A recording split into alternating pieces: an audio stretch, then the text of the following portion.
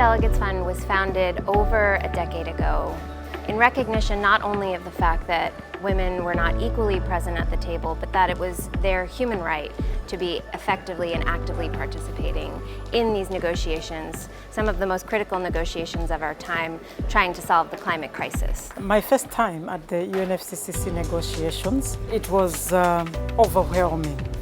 The second COP I went to was in Doha. That was COP 18.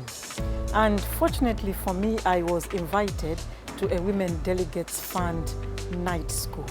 The training session on content on what is happening at the Conference of the Parties really helped me to understand how I should integrate myself into the process. The training helped us to gauge an understanding of the key documents, how to identify documents, and most importantly, the whole experience in theory about negotiation and what actually goes on in negotiation rooms. Pour les nouveaux négociateurs qui n'ont pas encore participé à de telles formations, ils ne peuvent pas comprendre.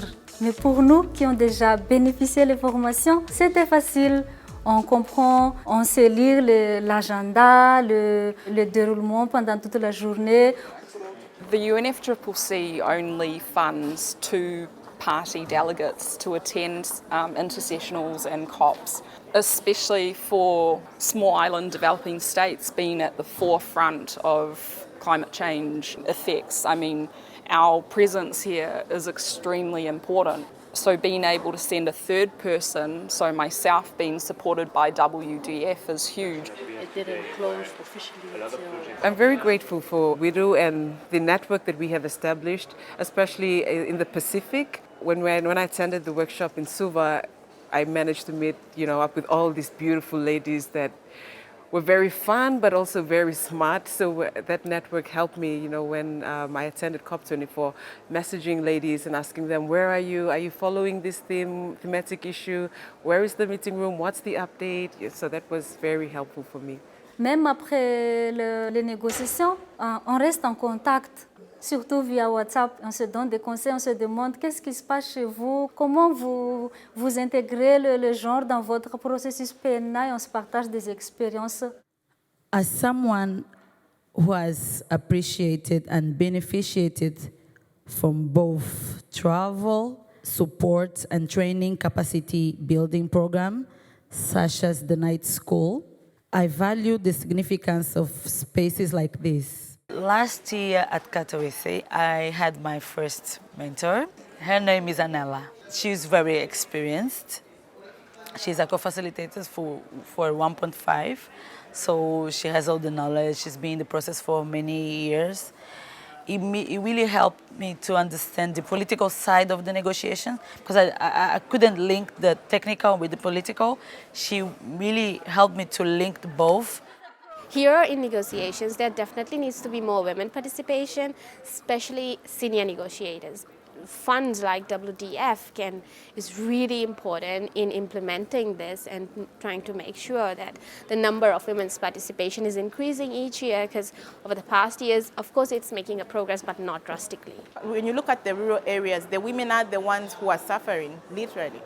So it's very important to have women on this delegation because they have a voice that hasn't been heard for a long time.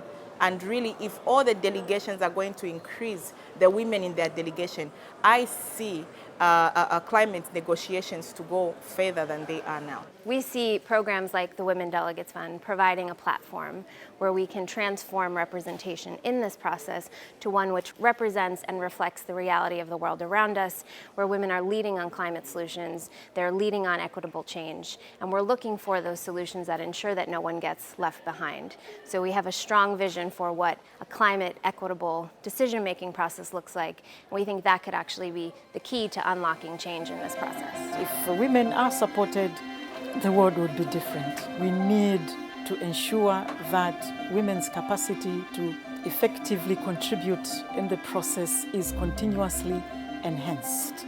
We need to have a target of having 50-50 in leadership. When I think of my 3-year-old daughter, I I envision for her to be a leader as well, just like I'm becoming a leader here. You'll have more delegations with the head of delegation who is female, because it's very rare.